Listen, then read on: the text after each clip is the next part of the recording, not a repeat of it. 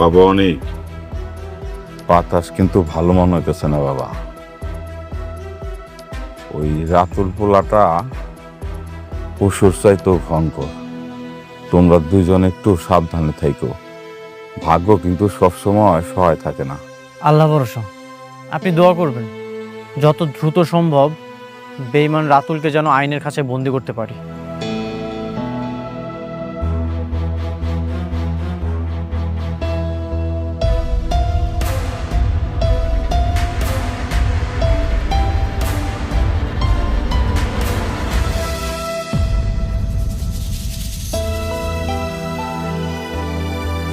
বৃষ্টি বোন, তুমি আইছো?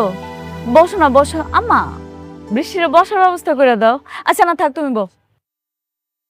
তুমি এরে বস। স্টপ। বসার জায়গা আর যোগ্যতা দুটোরই একটা স্ট্যান্ডার্ড থাকা দরকার।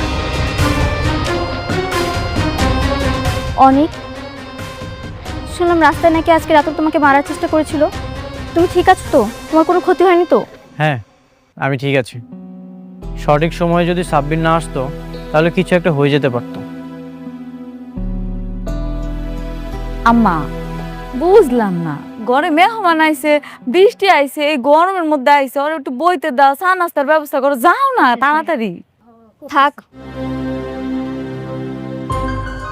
শোনো মেঘলা, এসব চা নাস্তার অফার নিজের লেভেলের মানুষকে দিও,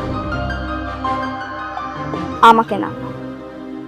আর এই নোংরা বস্তিতে যদি আমি এক গ্লাস পানিও মুখে নিই তাহলে আমার মনে হবে আমি 20 মুখে নিচ্ছি। বৃষ্টি, মুখ সামলে কথা বলো।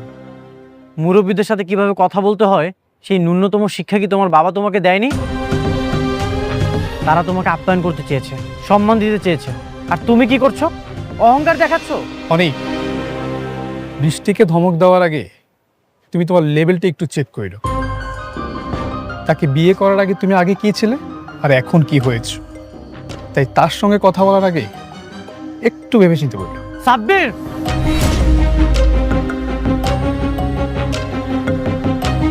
আমাদের ফ্যামিলি ম্যাটারে কথা বলার তুই কে? অনেক ছাড়ো। আমি এখানে এসেছি শুধুমাত্র তোমাকে দেখার জন্য।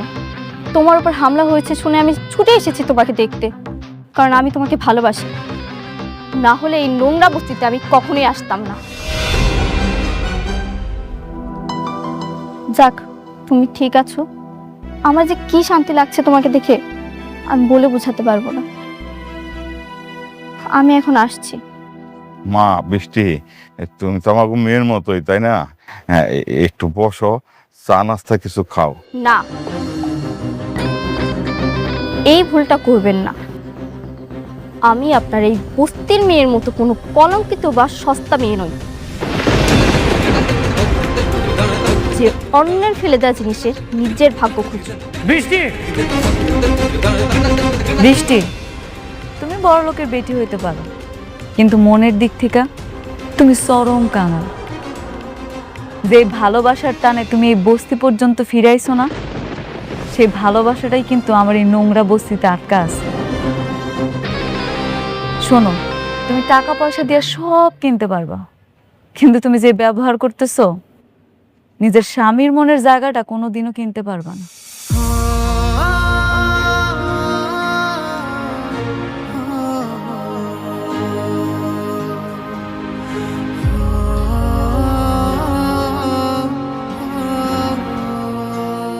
আপনারা কিছু মনে করবেন না, ও আসলে মানসিক বিকারগ্রস্ত।